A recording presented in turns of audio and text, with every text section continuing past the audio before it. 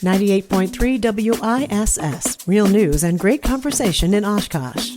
Here's your Daily News Roundup.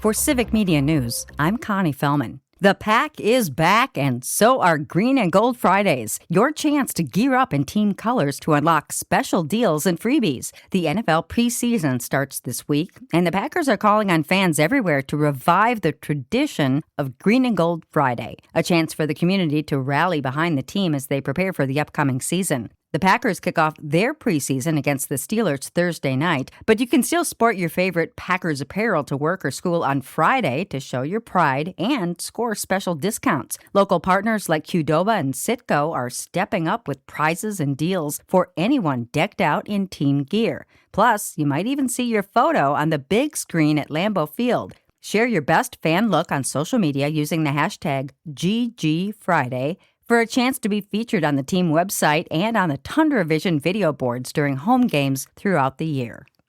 It's not too early to be thinking about deer hunting. As Civic Media's James Kelly tells us, hunters with disabilities should know about an upcoming deadline. The Wisconsin Department of Natural Resources is encouraging hunters with disabilities to confirm their sponsor arrangements before the 2026 gun deer hunt for hunters with disabilities. According to a press release, the hunt will take place from October 3rd to October 11th. DNR officials say there are nearly 70,000 acres of sponsored land across the state, so hunters with disabilities should confirm their plans with their hunt sponsor by September 15th. Eligible hunters can sign up to use one sponsored property each year, and they must have a gun deer license. I'm James Kelly for Civic Media News. The DNR says more than 400 hunters take to the woods each year in Wisconsin through the DNR's Hunters with Disabilities program. The man shot and killed by Madison police last month will be laid to rest tomorrow. A funeral for Corey Ruiz will be held in Madison.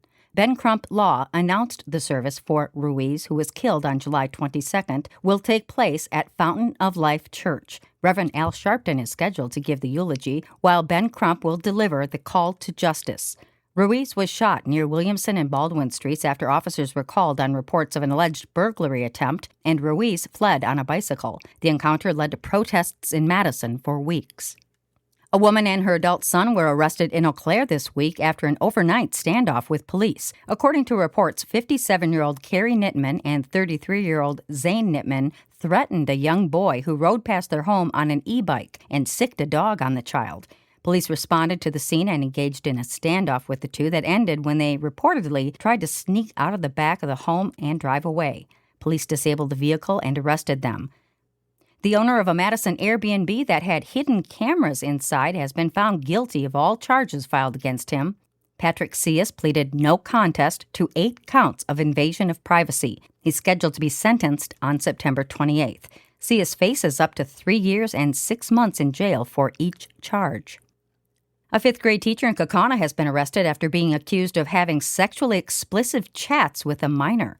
Police say Ty Maki, a teacher from Riverview Middle School, was chatting with a suspected victim online through an app. He was arrested Monday after detectives executed search warrants. The Kaukauna Area School District issued a statement saying Maki is on administrative leave. The investigation is ongoing.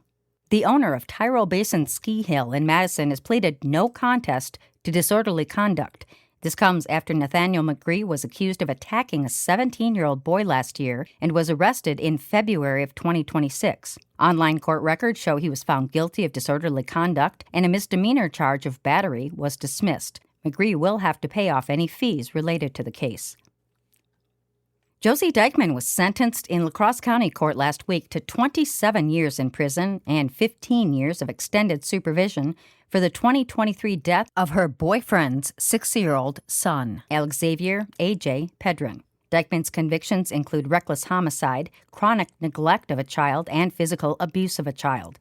The convictions followed a 2.5-week trial, with prosecutors saying Dykman was responsible for AJ's death. Dykman's defense argued AJ's father bore greater responsibility for his death and had abused her.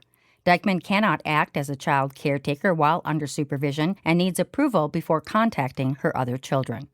A former Thiensville police officer is facing a fine for the mistreatment of animals earlier this year. Richard McCormick resigned from the department after shooting 2 dogs in April, leaving 1 dead. This week, the district attorney decided against a criminal charge and issued a civil forfeiture instead, meaning McCormick could be fined up to $500. He's scheduled to be in court in October.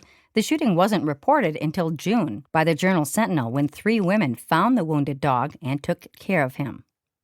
The National Labor Relations Board certified a landslide June 11, 2026 vote by nearly 900 registered nurses at St. Mary's Hospital in Madison to unionize with SEIU Wisconsin. Hospital owner SSM Health subsequently appealed the certification to the full board, prolonging a dispute over voter eligibility and election fairness. The board dismissed the healthcare provider's objections, but SSM Health says the regional board did not fully investigate concerns about the election process and is exercising its right to appeal under federal labor law. Spokesperson Lisa Adams says the health system respects employees' right to choose union representation, but wants a full review of the election process. The union election is the largest private sector union vote in recent Wisconsin history, with nearly 900 nurses joining. And that's your state news update. I'm Connie Fellman for Civic Media News.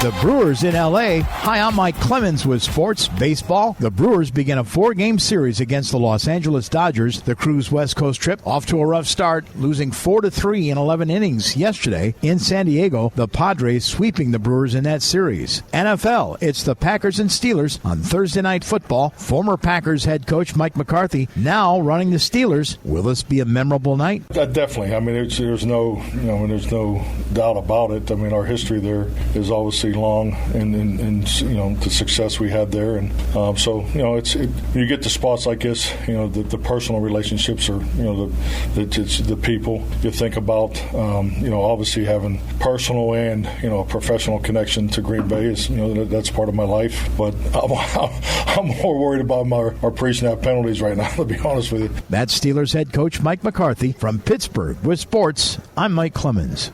It is going to be mostly cloudy with scattered showers likely today. Our high in the upper 70s to near 80 this afternoon. Tonight, some scattered showers overnight. Our low dropping into the low to mid 60s. Tomorrow, partly cloudy with a high in the upper 70s to near 80. I'm meteorologist Sean Cable.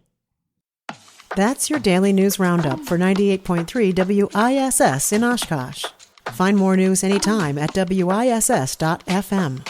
Subscribe to this podcast on Spotify, Apple, or wherever you find your podcasts.